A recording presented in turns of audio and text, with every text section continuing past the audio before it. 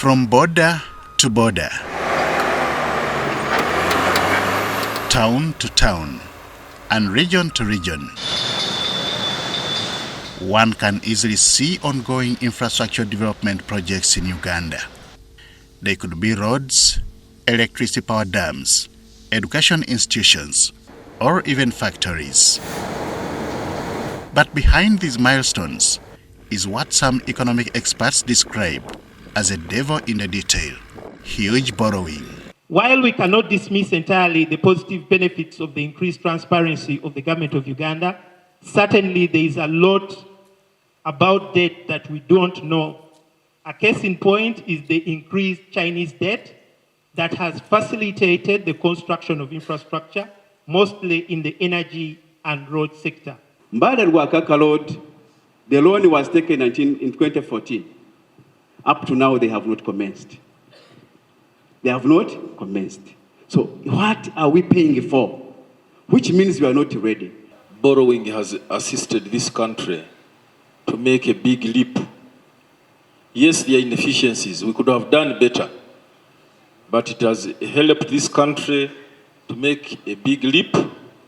And what we need is a holistic development strategy that will create production capacity.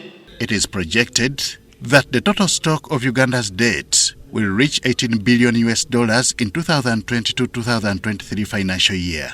This, it is argued, will be more than 50% of gross domestic product, creating fresh risks and limiting growth prospects. It's also worth noting that there's been a commodity price boom correction since 2014 and a deviation from the usual performance of economic management institutions. Overall, the country policy and institutional assessment, the CPIA, has fallen in the last 10 years.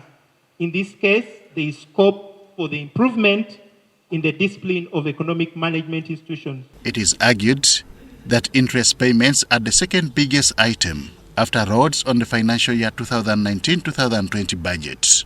This kind of menu is typically associated with the countries at a high risk of debt distress, which does not spare Uganda.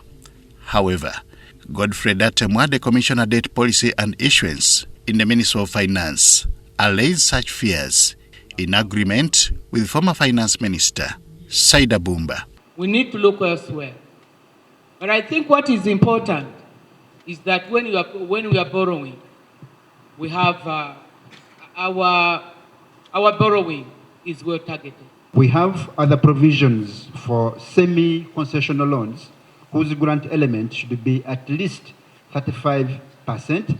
And also we have the commercial loans, which we put at 25%. And if you are borrowing commercial loan, you must look for those kind of projects which can generate revenue to pay these commercial loans at their expensive rates. The post-budget dialogue was organized by Uganda Economic Association in conjunction with the Economic Policy Research Center. It was held under the theme, Challenges of Debt Management in Uganda. Henry Okurut, UBC. The accumulation of debt. In as much as